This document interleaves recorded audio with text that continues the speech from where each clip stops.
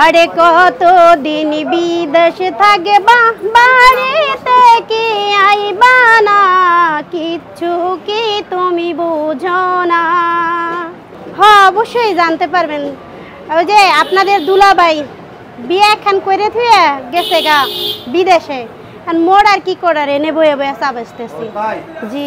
তো আপনি আপু চা বিক্রি করার পাশাপাশি আর কি জানেন?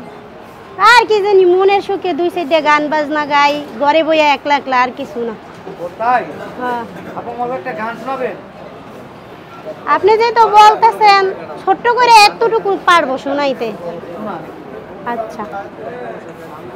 আরে কতদিন বিদেশে থাকবা বাড়িতে কি আইবা না, কিচ্ছু কি তুমি বুঝো না, কিচ্ছু কি তুমি বুঝো না। তো আপু এটা কি আপনার স্বামীর উদ্দেশ্যে গাইলেন? জি, জানি হে মোর কষ্টটা বুঝতে পারে।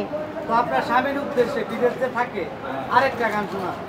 আচ্ছা ঠিক আছে, চেষ্টা করবো মুই একটুখানি বলার জন্য। কি যে বলি,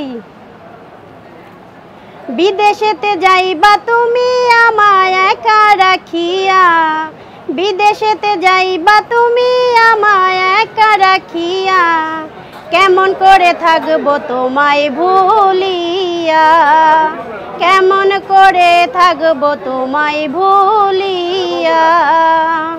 বিদেশেতে যাইবা তুমি আমায় একা রাখিয়া, বিদেশেতে যাইবা তুমি আমায় একা রাখিয়া, কেমন করে থাকবো তোমায় ভুলিয়া, কেমন করে থাকবো তোমায় ভুলিয়া। তবে আরেকটা গান আমাদের শোনাবেন, যাতে আপনার স্বামী বিদেশে গেছে আপনার এই ভিডিওটা দেখার পরে আইসা করে। ঠিক আছে, যদি সে আসে তাহলে তো আলহামদুলিল্লাহ। ও বন্ধু কই রে কই রে কই, আই দুজনে মিল্লা পড়িয়া দোষ লিপির বই। ও বন্ধু কই রে কই রে কই, আই দুজনে মিল্লা পড়িয়া দোষ লিপির বই। ভাই মুই আর কইতে পারবো না। তো আপু এই যে আপনি তো জামাই বিদেশ গেছে, সে তো অবশ্যই ভিডিওটা দেখবে, তো তার উদ্দেশ্যে আপনি কিছু বলেন, এবং আমাদের এই যে যারা জনগণরা দেখবো ভাইয়েরা, তার উদ্দেশ্যে কিছু বলেন।